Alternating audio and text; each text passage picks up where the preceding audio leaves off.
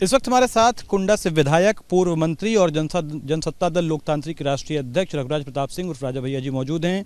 Sir, एक घोड़े की बड़ी चर्चा हो रही है, सोशल मीडिया पर कहा जा रहा है कि करीब 1.5 करोड़ का घोड़ा आपको गिफ्ट में मिला है। सच्चाई क्या है, आप ही बता दीजिए इसके बारे में। घोड़ों का शौक हमारे पूर्वजों को भी है, हमारे पिताजी को भी और हमको भी है।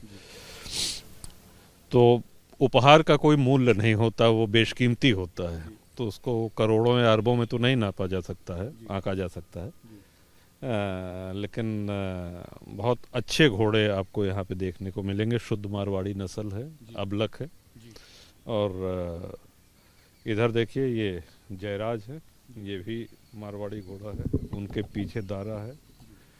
तो ये शौक है, समय निकाल लेते हैं थोड़ा बहुत घोड़ों। मैं आपसे पूछूं कि अस्तबल में कितने घोड़े हैं, और शायद मेरे ख्याल से सभी अनोखे होंगे, अलग होंगे। देखिए, एक पशु प्रेमी के लिए पशु का मूल्य माने नहीं रखता है, बल्कि अब जैसे कुत्तों का भी शौक है हमको।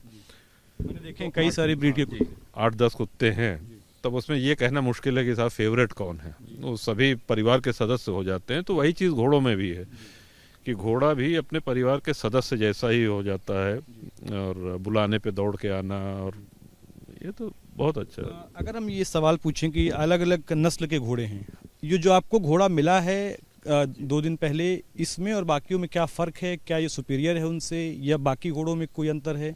क्या कहेंगे इसके बारे में? देखिए, मारवाड़ी नस्ल के 4 घोड़े यहाँ पे आपको बहुत अच्छे देखने को मिल जाएंगे। मारवाड़ी के अतिरिक्त थॉरोब्रेड है, जो रेस में जो घोड़े दौड़ते हैं वो थॉरोब्रेड कहे जाते हैं, वो भी हैं। और घोड़ों के साथ साथ गायों का भी बहुत शौक है, गौ सेवा करते हैं। गौशाला में लगभग 250 गायें हैं जो जिनकी सेवा होती है, और जो गाय दूध देती हैं, भारतीय प्रजाति की जितनी गायें हैं उसमें थारपारकर है, सिंधी है, कांकरेज है, साहीवाल है, खिलारी है, गिर है। ये सब बड़ी बात तो ये कि आपको इन गाय की नस्लों का नाम भी याद है? नहीं, वो है, आप चाहे तो उनको भी शूट कर सकते हैं, लेकिन घोड़ा और गाय एक साथ नहीं चल पाएगा।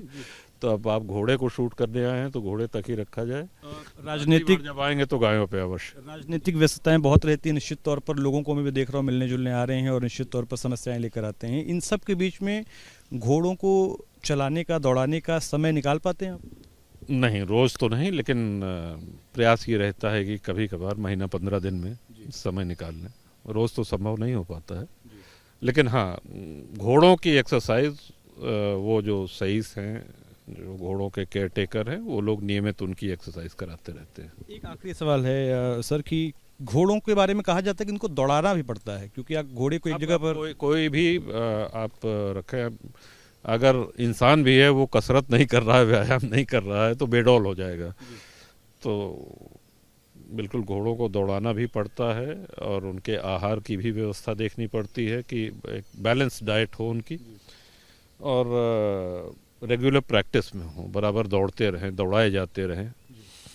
तो इससे घोड़ा अड़ता नहीं है। एक कहावत बड़ी पुरानी है कि साहब, रोटी क्यों जली और घोड़ा क्यों अड़ा, तो कहे फेरा नहीं गया।